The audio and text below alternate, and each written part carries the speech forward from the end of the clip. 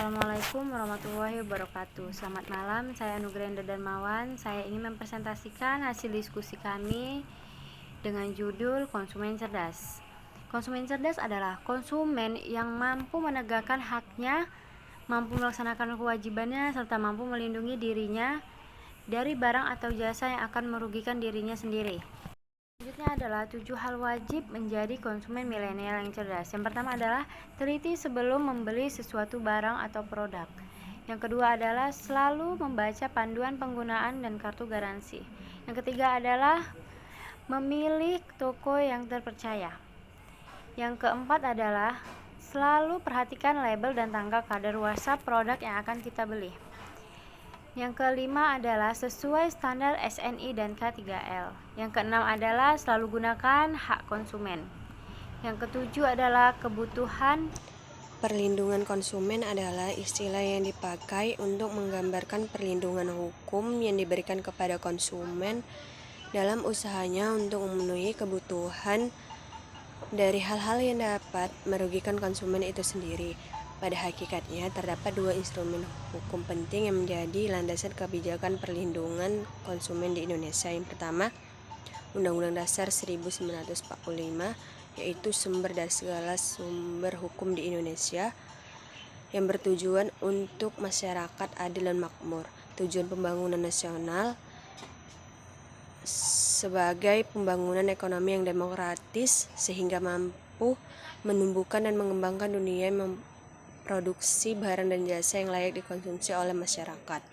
Yang kedua, Undang-Undang Nomor 8 Tahun 1999 tentang Perlindungan Konsumen, yaitu memberikan harapan bagi masyarakat di Indonesia untuk memperoleh perlindungan atas kerugian yang diderita atas transaksi suatu barang dan jasa, di mana Undang-Undang Perlindungan Konsumen menjamin adanya kepastian hukum.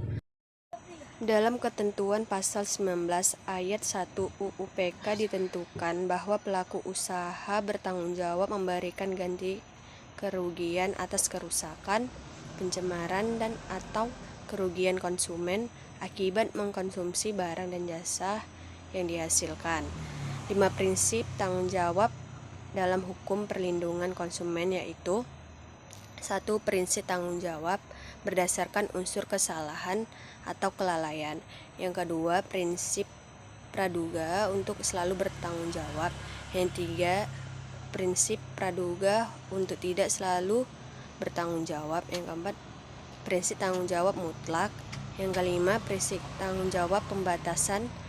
Prinsip tanggung jawab dengan pembatasan. Pengertian konsumen menurut UU PK dalam pasal 1 ayat 2, yakni konsumen adalah setiap orang pemakai atau barang dan jasa yang tersedia dalam masyarakat, baik bagi kepentingan diri sendiri, keluarga, orang lain, maupun makhluk hidup lain, dan tidak diperdagangkan. Secara umum dikenal 4 hak dasar konsumen, yaitu hak untuk mendapat keamanan, 2 hak untuk mendapat informasi, hak untuk memiliki, hak untuk didengar. Dalam perkembangannya, organisasi-organisasi konsumen yang tergabung dalam The International Organization of Consumer Union menambahkan lagi beberapa hak seperti hak mendapatkan pendidikan konsumen, hak mendapatkan ganti kerugian, dan hak mendapatkan lingkungan hidup yang baik dan sehat. 13 hak konsumen tertuang dalam pasal 4 UU PK adalah sebagai berikut. Yang pertama, hak atas kenyamanan, keamanan dan keselamatan dan dalam mengonsumsi barang dan jasa. 2. Hak untuk memilih barang atau jasa, mendapatkan barang atau jasa sesuai dengan nilai tukar dan kondisi serta jaminan yang dijanjikan. Yang ketiga, hak atas informasi yang benar, jelas dan jujur mengenai kondisi dan jaminan barang atau jasa. Yang keempat, hak untuk didengar pendapat atau keluhannya atas barang dan jasa yang digunakan. Yang kelima, hak untuk mendapat advokasi perlindungan dan upaya penyelesaian sengketa perlindungan konsumen secara patut. Yang keenam, hak untuk mendapatkan pembinaan dan pendidikan konsumen. Yang ketujuh, hak untuk diperlakukan atau dilayani secara benar dan jujur, tidak diskriminatif. Yang kedelapan, hak untuk mendapatkan kompensasi ganti rugi atau penggantian apabila barang jasa yang diterima tidak sesuai dengan perjanjian. Yang kesembilan, hak yang diatur dalam ketentuan peraturan perundang-undang lainnya.